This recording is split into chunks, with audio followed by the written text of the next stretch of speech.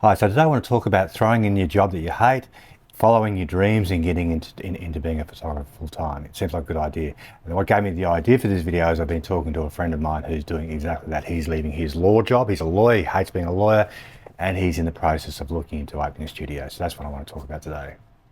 But if you're new to the channel, my name is Richard. I'm a full-time studio owner and photographer here in Australia. Our studio turns over multiple six figures per annum. I mentioned that in an effort to try and give myself a little bit of credibility as to what I'm speaking about. And I make these videos because I enjoy talking about the business of photography, and I'm trying to develop a personal brand because I do have visions of becoming a speaker and educator when I get to my 60s. I do want to mention out of the gate that I think, personally, the photography is one of the greatest kept business secrets, just in general. I think there's enormous opportunity for everyone, anyone who wants to get into it. And I think that, providing that you treat it like a business, you can make it work. I just want to say that out of the gate because I don't want to come across as being negative. So let's step back and let's talk about the reason that most people get into business in general, not just photography. So let's say, for example, you've got a job, you don't like it, it sucks, it's boring. And, in our case, we've got an interest in photography. And we've been doing it a while, and we've got a bit of proof of concept. What I mean is we've gone out and we've got a bit of a side hustle going. We might have photographed a few weddings, done a few portraits, made some actual money, maybe even funded some gear with it. And you think, well, maybe I can make a living out of this. Maybe I can, maybe I can leave my shitty job and go out there and do what I want to do. That's completely normal, and that's how most people get started. And that's usually where the entrepreneurial bug kicks in from. I've been in business most of my life, in fact, I'm kind of the opposite of most people, and I don't say that with any pride, but I don't think I'd even be able to get a job these days if I wanted to, because I don't know if anyone would even employ me. But putting that aside, I have spoken to quite a few people over the years who approached me and asked me about, starting businesses or improving their businesses or whatever, not just in photography, but in all sorts of stuff.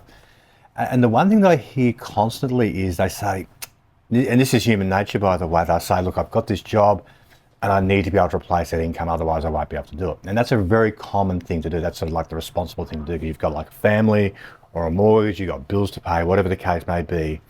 And the logical thinking is that they need to, at a minimum, is to replace that income. And in my opinion, this is where things go wrong straight away. So in Australia, in the state of Queensland, according to ChatGPT, a government job for local government as an administrator, say you've been there 5 to 10 years or something like that, is in the range of $80,000 to $100,000, depending on a whole bunch of factors. Let's just say, for the sake of round numbers, you're earning $100,000 a year. Okay, let's just say that. And so you say to yourself, if I can make $100,000 a year as a photographer, then I'll be happy. And that sounds logical, but I'll tell you where it's flawed.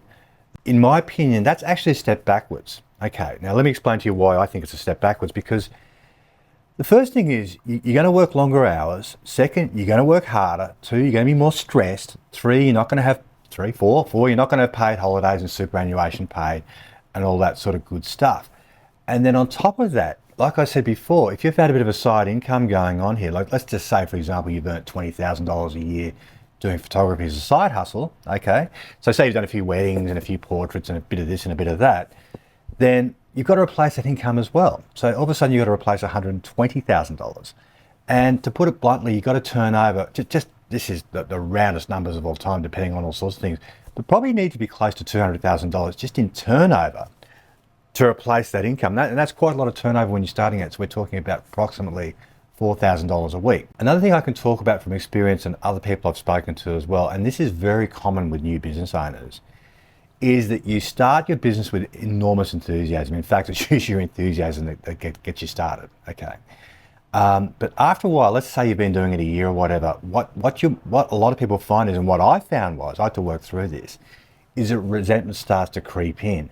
And what I mean by that is that you're thinking, I got into this thing and now I feel like my business is owning me and I'm not owning the business. You sort of start to miss the days of having an income, having a regular job and not having to worry about it.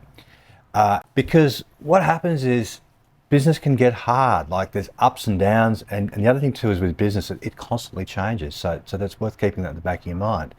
And I've been through this with photography, especially with the advertising side of things, like Facebook and Meta and all that sort of stuff is constantly changing. You have to constantly learn new things. And so I think you need to be aware of that it gets hard. And a lot of people can't get past that. Okay, it takes a lot of mental to be truthful. a lot of mental toughness to get through that, through those times, okay? And you've got to keep turning up to your business regardless of what's going on in your personal life. So if you've got issues with your personal life, whatever that may be, health issues or whatever, bad luck, you've just got to keep on doing it.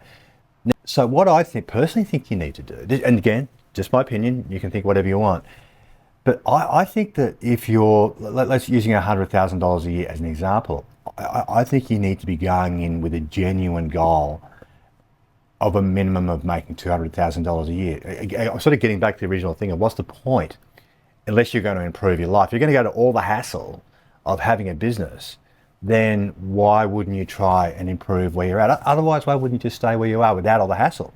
And I think that where a lot of people fail is they don't set their sights high enough. I really, really believe this. And they don't have, in addition to not setting their sights high enough, they don't have big enough goals going forward, like what they want to do with the business. So in my mind, the question that needs to be asked is, do you want to be a full-time photographer or do you want to be a business person? Because I think if you just want to be a photographer, that's a different discussion. There's nothing wrong with just being a photographer. Like, again, I'm getting back to what I talked about before. And that is it. There's nothing wrong with having, either a full-time job or a part-time job and doing photography as well. I don't see any problem with that at all. In fact, I think that's a really good idea. But if you want to, do this all the time, I really do think you need to approach it as a business, okay? And so therefore you've got to ask yourself, are you prepared to pay the price for having a business? And knowing what I know now, the two things that I would concentrate on the most is learning how to market. In other words, how to advertise and how to get leads in. And two, how to convert those leads into sales. Because if you can do those two things, especially in this genre, especially in photography, it will cover up a multitude of sins that you're having trouble with in other areas, okay? Because the good thing with photography is there's just so much profit in it. If you know how to structure the business correctly for maximum profit, there is so much money in this business to be made if you know what you're doing. That's the upside of this business. It's really, really good. It actually, in a weird way, I think, I don't know whether other countries can relate to this, but it's a little bit like the real estate industry. Like your good real estate agents can make, $1 million a year. But unfortunately, there seems to be 90% of the other real estate agents just struggling to make a living. I think there's a lot of parallels in the sales world to the photography world. I think the two are pretty closely correlated, but there's an enormous upside if you choose to do that. So circling back around, is this worth doing? Well, obviously, I think it is. Otherwise, I wouldn't have bloody done it. But there's a hell of a lot of upside. Like owning a business is enormously rewarding. Building something from scratch is enormously rewarding. Two, it can provide you a really nice lifestyle like it does with us, and get you past past your income levels of where you are now. And it can be just fun. I personally think business is just fun, despite the picture I've just painted. I think the business is really fun.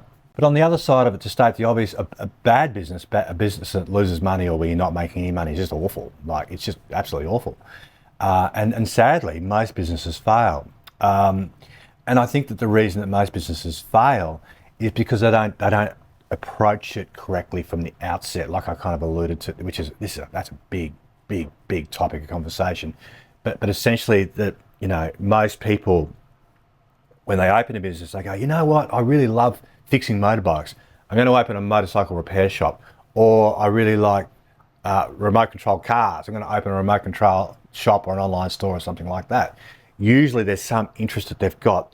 And then with that, they get this burst of entrepreneurialism, if that's even a word, and open a business, failing to recognize all the other things. So I think that's where a lot of people go wrong. And it's awfully sad. People lose their life savings, they mortgage their houses in the excitement of opening a business. So I think that a bit of prevention is worth more than the cure, meaning spend some time, get yourself educated, talk to people, find some advisors, spend some money and get some help.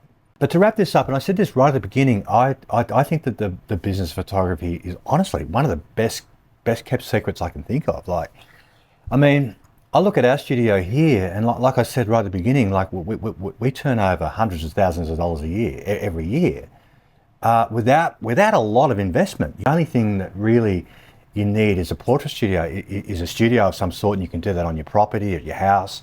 You can rent a place, whatever the case may be, but you haven't got huge infrastructure costs. You're not like, let's say like a mechanic shop, where you need a floor lift, you need a ton of tools, or if you're a dentist, you've got to spend, $500,000 on equipment. We haven't got huge infrastructure costs. That's where we're lucky. And then the more important thing is that the profits are enormous. Like, we're not working on super thin margins where, like, for example, let's say we're reselling something which has got like a 20% margin or something like that. You know, we're into the hundreds of percent markups with what we do. And so I think in a way that this is where some of the greatest opportunities lie.